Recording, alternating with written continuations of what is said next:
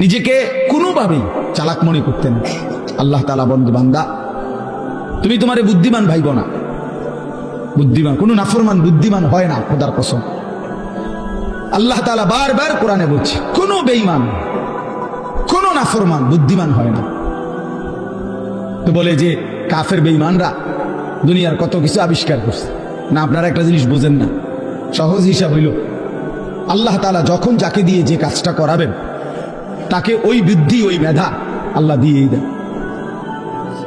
এই জন্য আপনি যদি বলেন যে বেটা ট্রাক আবিষ্কার করছে, বানাইছে, মনে করেন তো এই ছোট্ট মোবাইলটা তো হে মনে এমনি বানাইতে পারবে, এত বড় ট্রাক যে আমরা বানাইতে পারছি, এবারটা কি আর এই মোবাইলটা বানাইতে পারতো না? কথা বোঝেন নাই? পারবে নাকি? এই তো পারলো না, এটা তো শুনলো। এত বড় ট্রাক যেহেতু বানাইছে, উনি ইচ্ছা করলে তো মোটরসাইকেল একটা তার লাগে কোনো বিষয় নেই। এইটা নিয়ে যুক্তির কথা বুঝছেন না? হিসাবটা না, এটা কোনো যুক্তি না।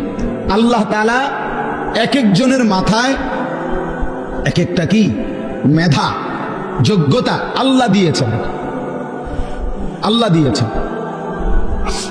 এই জন্য আল্লাহ তাআলা কোরআনের কারিমে বলছে সমস্ত বেঈমান লা ইয়াকিলুন, এদের আকল নেই, লা ইয়াফকাহুন, এরা বুঝে না,